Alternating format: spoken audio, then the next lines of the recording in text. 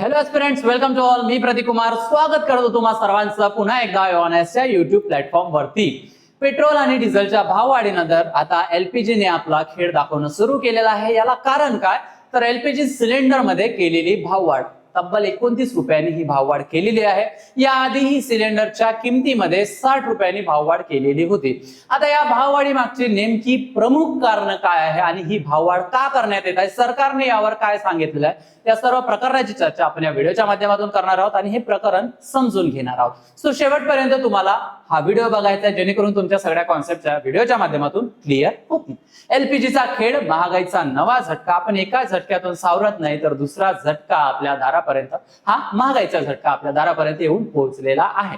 नेमकं काय आहे आपण जाणून घेणार आहोत. पण तत्पूर्वी तुम्ही जर राज्यसभेसाठी तयारी करत असाल तर उत्तर लेखन 0 to Hero हे पुस्तक मार्केटमध्ये अवेलेबल आहे. तुम्हाला आता नव्याने सांगायला नको, मुख्य परीक्षेसाठी आन्सर रायटिंग महत्वाचा भाग आहे. त्या अनुषंगाने या पुस्तकामध्ये मी लिखाण केलेलं आहे. निश्चितच तुम्ही खरेदी करून घेऊ शकता. ठीक आहे, ऍडव्हर्टाइज ओव्हर. बघा आता बातमी नेमकी काय आहे. Domestic LPG price hike by 29 rupees per. हा जो आपला घरगुती सिलेंडर आहे जो जवळपास 14 किलोच्या आसपासचा असतो त्यामध्ये हाईक करण्यात आलेली आहे, भाववाढ करण्यात आलेली आहे. महागाई आता थेट 2 वेळच्या जेवणापर्यंत येऊन पोहोचलेली आहे. एलपीजी गॅस सिलेंडरच्या दरात मोठी वाढ झालेली आहे.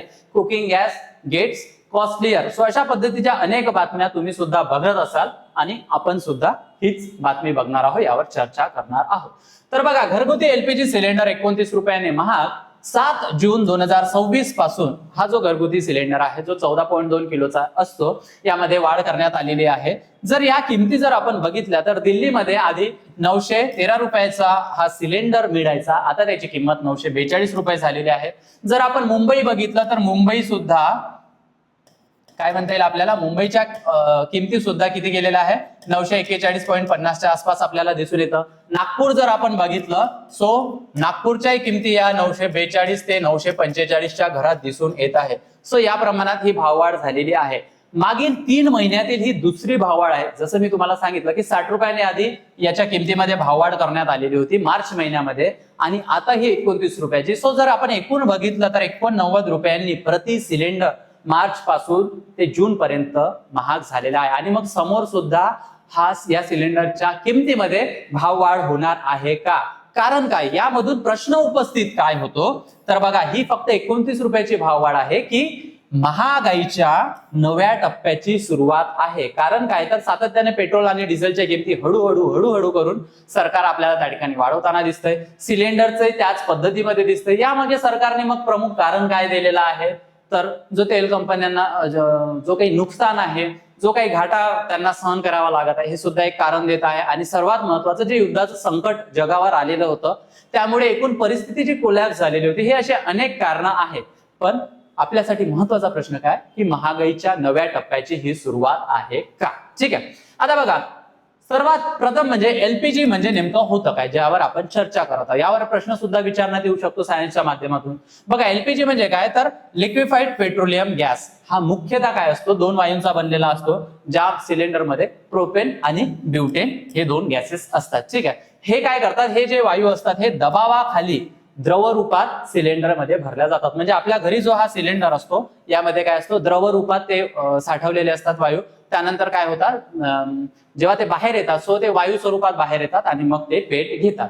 सो बघा, it is a gaseous under standard temperature and pressure. म्हणजे जे काही स्टँडर्डाइज टेम्परेचर आहे आणि प्रेशर आहे त्या लेवलला काय केल्या जातात, ते लिक्विफाईड केलेल्या जातात. ठीक आहे, आणि लिक्विफाईड करून त्याला थंड करून या टाकीमध्ये भरलेल्या जातात. आता तुम्ही जर या टंकी ज्या बघितलेल्या असेल सिलेंडरच्या, एक प्रश्न तुमच्या डोक्यात आलेला असेल की या त्याला सिलेंडर जे आपण म्हणतो कारण त्याचा शेप जो आहे तो सिलेंड्रिकल आहे, बेलन सारखा. ठीक आहे, सो हा याच पद्धतीत का असतो, कारण जर वेगळ्या पद्धतीचा जर शेप वापरलेला असता, जसा की हा चौकोनी जर वापरलेला असता, सो काय असतं की यामध्ये प्रेशराइज केलेला हा जो गॅस आहे तो लिक्विफाईड स्वरूपात आपण साठवलेला असतो. सो आतमध्ये खूप जास्त प्रेशर असतं. सो हे जे प्रेशर आहे ते इक्वल लेवलला म्हणजे सगळीकडे सारख्या लेवलनी हे प्रेशर त्या ठिकाणी तयार व्हायला पाहिजे. नाहीतर जर या पद्धतीचं असतं आणि कोपऱ्याला जास्त प्रेशर आलेलं असतं सो हे सिलेंडर फुटलेले असते. सिलेंडर म्हणजे वेगळा जर त्या ठिकाणी कंटेनर वापरला असता तर. येते लक्षामध्ये. सो प्रेशर इक्वली डिस्ट्रीब्यूट होण्यामागे आणि त्याला हाताळण्यासाठी अशा पद्धतीचा शेप देण्यात आलेला आहे. ठीक आहे, आय होप तुमच्या लक्षात ही गोष्ट आलेली असेल. आता बघा, मग भारतात आपण एलपीजी वापरतो, सो हा वापर करण्यासाठी हा एलपीजी भारतात येतो कुठून? तर प्रामुख्याने दोन ठिकाणाहून आपल्याला हे दिसून येतं. एक काय आहे, तर एक आहे आपण या एलपीजीचं देशांतर्गत उत्पादन करतो आणि एक आहे जे आपण आयात करतो, म्हणजे जे इम्पोर्ट करतो. सो बघा, देशांतर्गत उत्पादनासाठी आपल्याकडे दोन पद्धतीने करता येतात. एक काय आहे की कच्च्या तेलाच्या शुद्धीकरणातून, म्हणजे जे काही क्रूड ऑइल आपण मागवतो किंवा जे काही आपल्याकडे क्रूड ऑइल कच्चं तेल असतं ते रिफायनरीमध्ये प्रोसेस होतं आणि त्या रिफायनरीज मधून आपल्याला हा एलपीजी मिळू शकतो. आणि दुसरं काय आहे, तर जे नैसर्गिक वायू क्षेत्र आहे, जे जमिनीखाली जे वर्षानुवर्षापासून साठलेले जे काही हे वायू आहेत किंवा समुद्राखाली जे काही आहेत, सो यामधून आपण मिथेन, प्रोपेन, ब्युटेन अशा पद्धतीचे जे काही गॅसेस आहेत ते आपण बाहेर काढत असतो आणि त्यामधून मग आपण प्रोपेन आणि ब्युटेन जे एलपीजी साठी लागतं ते आपण वापरत असतो आणि त्यापासून देशांतर्गत उत्पादन या एलपीजीचं करत असतो. ठीक आहे, क्लिअर झालं. आता बघा, मग आयात जे आपण इम्पोर्ट करतो हा सुद्धा एक दुसरा मार्ग आहे. भारत आपल्या गरजेच्या सुमारे 60% पेक्षा जे अधिक जास्त आहे हा एलपीजी हा काय करत असतो, आपण इम्पोर्ट करत असतो, म्हणजे बाहेर देशातून मागवत असतो. सो मग प्रमुख पुरवठादार देश कोणते आहे आपल्याकडे, तर सौदी अरेबिया असेल, कतार असेल, युनायटेड अरब इमिरेट्स असेल, ठीक आहे, कुवेत आहे, युएसए कडून सुद्धा आपण मागवतो. सो अनेक देश दिसून येतात ज्यामुळे आपण ही जे काही 60% पेक्षा जास्त डिपेंडन्सी बाहेर देशांवर आहे त्यामधून आपण ती बोलवत असतो आणि आपली गरज पूर्ण करत असतो. आणि हा एक इम्पोर्ट करण्याचा मोठा फॅक्टर आहे या भाववाढीमध्ये. आता दुसरं बघा, हे दरवाढी मागची प्रमुख कारणे काय दिलेली आहे किंवा सरकार आणि तेल कंपन्या काय सांगत आहे. सो ऑफकोर्स जितके काही मी व्हिडिओ या ठिकाणी घेत आहे सुरुवातीपासून, सो या पद्धतीच्या जर काही न्यूज असतील तर त्यामध्ये प्रामुख्याने पहिलं कारण ते येतं पश्चिम आशियातील संघर्षामुळे जे काही जागतिक बाजार अस्थिर झालेला आहे ते प्रमुख कारण आहे. म्हणजे जे युएसए आणि इराणचं त्या ठिकाणी युद्ध सुरू होतं त्यामुळे जे इम्पोर्ट एक्सपोर्ट रूट जे आहे, म्हणजे जे आपण ट्रेड करतो समुद्री मार्गाने, त्यावर सुद्धा संकट आलेलं होतं आणि एकूणच मग हे जे जागतिक ऊर्जा बाजार आहे ते अस्थिर झालेलं होतं. त्यामुळे मग सर्व गोष्टींच्या किमती आपल्याला त्यामध्ये चेंजेस झालेला दिसतात. हे एक प्रमुख कारण. दुसरं काय, एलपीजी आयातीमध्ये खर्च वाढला. सो यामुळे काय झालेलं आहे, या युद्धामुळे एलपीजी आयातीमध्ये खर्च वाढला. हा जो खर्च आहे याचा जो आकडा आहे हा जवळपास 46% यामध्ये इन्क्रीज झालेला आहे. म्हणजे अधिक आधी आपल्याला 100 रुपये खर्च करावे लागत होते तर आता आपल्याला 146 रुपये खर्च करावे लागतात हा एलपीजी आयात करण्यासाठी, अशी आकडेवारी किंवा असं सरकार सांगत आहे. त्यानंतर काय, आंतरराष्ट्रीय कच्च्या तेलाच्या किमती वाढलेल्या आहेत. जे आपण काही क्रूड ऑइल बोलवत असतो बाहेर देशातून, जवळपास क्रूड ऑइल साठी आपली डिपेंडन्सी किती आहे, 85% आसपास ही डिपेंडन्सी आहे. म्हणजे इतकं जास्त आपण आयात करत असतो. सो यामध्ये काय आहे, जे प्रति बॅरल आहे जी क्रूड ऑइलची ती किती रुपयाला मिळते आपल्याला, डॉलरच्या स्वरूपात 95 ते 96 डॉलर रुपयाला एक बॅरल त्या ठिकाणी मिळते. सो या किमती सुद्धा ज्या आधी आपल्याला 60-65 रुपये डॉलर प्रति बॅरल आपल्याला त्या ठिकाणी दिसत होती त्या किमती वाढलेल्या आहे. सो हे एक महत्वाचं कारण आहे. त्यानंतर पुरवठा साखळीवरील जो दबाव वाढलेला आहे, म्हणजे जे काही हे ट्रेड रूट चोक झालेले होते, जसा स्ट्रेट ऑफ हॉर्मुझ चोक झालेला होता, सो एकूणच काय ही जी साखळी आहे ती ब्रेक झालेली होती आणि त्याचा सुद्धा दबाव, त्याचा सुद्धा प्रेशर यावर आलेला आहे. सरकारी तेल कंपन्यांवर आर्थिक ताण वाढत आहे. सातत्याने सांगण्यात येत आहे की जे काही या कंपन्या आहे या कंपन्यांना खूप मोठ्या प्रमाणात नुकसान त्या ठिकाणी सहन करावं लागत आहे आणि असंच मग नुकसान या कंपन्यांनी सहन करत राहिलं तर या कंपन्या डुबून जातील आणि म्हणून त्यांना सावरण्यासाठी सामान्य लोकांच्या खिशातून पैसे काढून त्या कंपन्यांच्या खिशात टाकणं, अशा पद्धतीचा एक कारण आपल्याला दिसून येतं. आय होप तुमच्या लक्षात आलेलं असेल. आता पुढे बघा, तेल कंपन्या तोट्यात आहे का, यामध्ये दोन आपल्याला वाद त्या ठिकाणी दिसून येतात. एक काय आहे, एक आहे सरकारचा पक्ष आणि एक आहे विरोधकांचा प्रश्न. तर बघा, सरकारी तेल कंपन्यांना प्रत्येक घरगुती सिलेंडर मागे मोठा तोटा असल्याचा दावा सरकार करत आहे आणि त्यांचं असं सांगणं आहे की एका सिलेंडर मागे जवळपास 700 रुपये तोटा हा त्यांना सहन करावा लागत आहे, असा अहवाल आहे. सो यामुळे काय आहे, सरकारने पूर्ण भार जो आहे तो अजूनही ग्राहकांवर टाकलेला नाही, असं स्पष्टीकरण सरकारने दिलेलं आहे. म्हणजे एका सिलेंडरसाठी 700 रुपये तोटा होत आहे आणि तुमच्या किमतीमध्ये मग आम्ही फक्त 89 रुपये किमती वाढवलेल्या आहे, असा सरकारचा दावा आहे. येथे लक्षामध्ये तुम्हाला काय समजायचं ते समजून घ्या.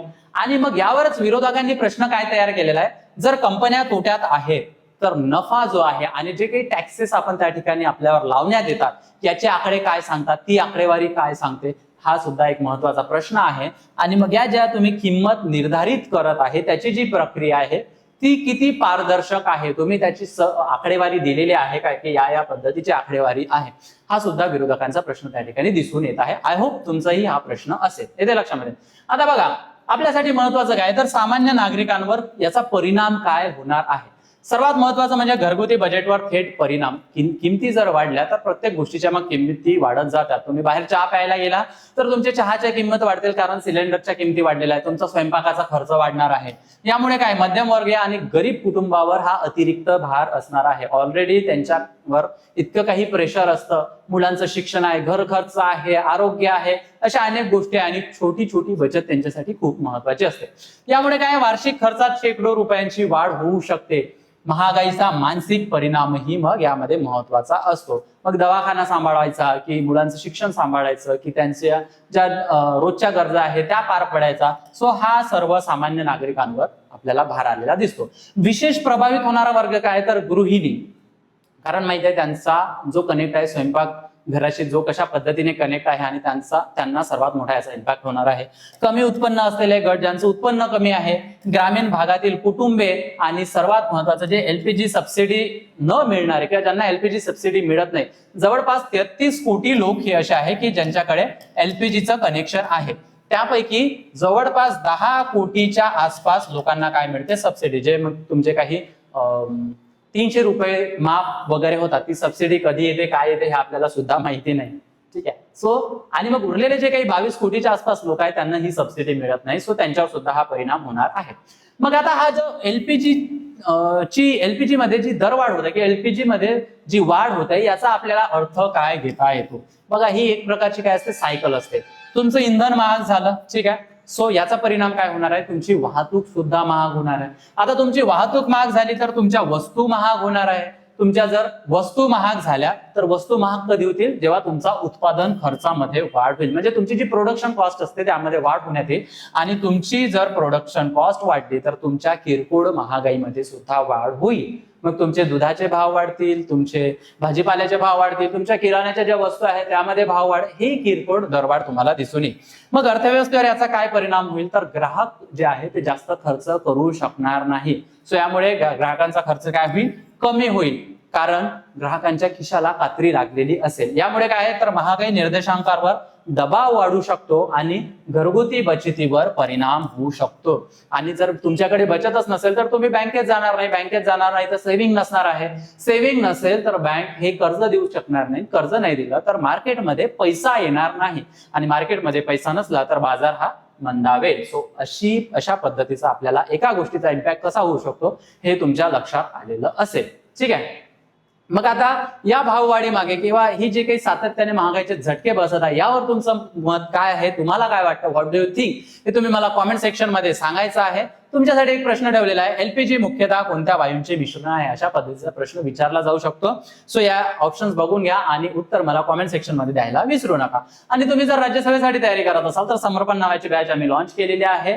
लाईव्ह प्लस रेकॉर्डेड स्वरूपाची ही बॅच असणार आहे. 2027 साठी 29,999 रुपये इतक्या माफक दरात तुमच्यासाठी अवेलेबल आहे. प्रिलिम्स प्लस मेन्स, सर्वात महत्वाचं लाईफ टाइम व्हॅलिडिटी, जोपर्यंत तुमचं सिलेक्शन होणार नाही तोपर्यंत ही बॅच तुमच्याकडे अवेलेबल असणार आहे. Basic to advance, NCERT coverage, answer writing practice, PYQ analysis, study notes, test series plus 1-to-1 mentorship सुद्धा तुमच्यासाठी या बॅच मध्ये असणार आहे. तुम्हाला काय करायचं आहे, माझा कुपन कोड यूज करायचा आहे प्रतीक सर म्हणून, आणि भरघोस डिस्काउंट या बॅचवर मिळवायचा आहे. मी माझा नंबर तुमच्याशी शेअर करत आहे. तुम्हाला जर काही क्वेरीज असतील, काही तुम्हाला प्रश्न असतील, मला निसंकोचपणे कॉन्टॅक्ट करू शकता. काही गायडन्स हवं असेल तरी सुद्धा. आणि एवढं ऍप्लिकेशन डाउनलोड करायला विसरायचं नाही. गुगल प्ले स्टोअर आणि ऍप स्टोअरला अवेलेबल आहे, ज्यामध्ये हाय notes, NCERT, state books, current affairs, mind map, syllabus, quiz, बऱ्याच गोष्टी त्यामध्ये इन्क्लूड असतील. तुम्हाला काय करायचं आहे, हा QR कोड स्कॅन करायचा आहे आणि एऑनआयसच्या टेलिग्राम चॅनलला जॉईन करायचं आहे, जिथे तुम्हाला अपडेटेड माहिती आणि PDF स्वरूपातील नोट्स अवेलेबल होतील. अधिक माहितीसाठी मी तुम्हाला ऑफिशियल नंबर आणि वेबसाईट देत आहे. निश्चितच तुम्ही तिथे व्हिजिट करू शकता, कॉन्टॅक्ट करू शकता. आय होप हा टॉपिक तुम्हाला आवडला असेल. तुम्हाला कसा वाटला मला कॉमेंट सेक्शन मध्ये सांगा. सध्या इथेच थांबतो, पुन्हा भेटूया एका नवीन टॉपिक सोबत लवकरच. थँक्यू.